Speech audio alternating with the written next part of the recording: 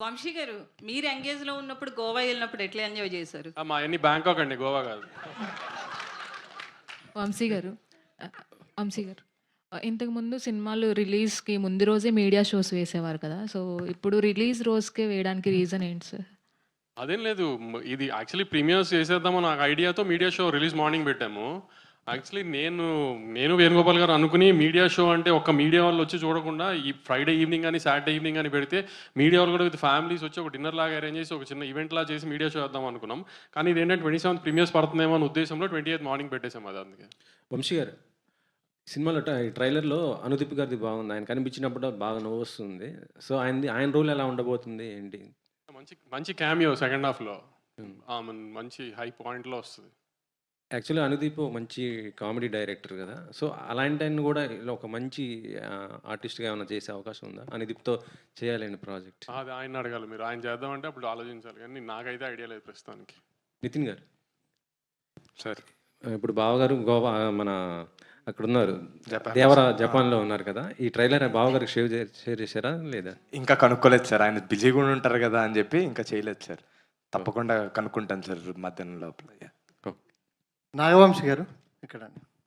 So ఆ మధ్యన మీరు ఇంటర్వ్యూలో చెప్తూ ఈ సినిమాకి కథనం అవసరం లేదు, నవ్విస్తే ఎంటర్టైన్ చేస్తారు సార్. దాన్ని బూతులా వాడుతున్నాను నేను. సినిమా కథనం అవసరం లేదు అంది పైన 5 హీరోలకి మాత్రమే సార్, ప్రతి సినిమాకి కాదు. కానీ ఈ సినిమాలో కథ ఉందనుకోకండి, ఈ సినిమాలో అయితే కథ లేదు.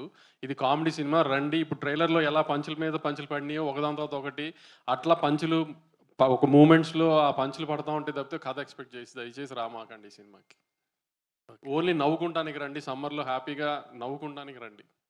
సో బన్నీ త్రివిక్రమ్ సినిమా ఎప్పుడు ఉండబోతుందండి? ఎప్పుడు స్టార్ట్ అవుతుంది? సెకండ్ హాఫ్ ఆఫ్ ది ఇయర్లో స్టార్ట్ అవుతుందండి.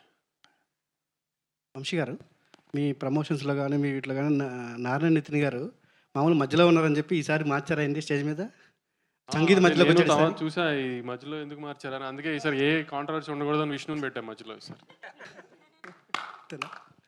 అలాగే నితిన్ గారు, వంశీ గారు ఇంతకుముందే ఫస్ట్ కాపీ చూసాను చెప్పారు, ఛాలెంజ్ చేశాను చెప్పారు.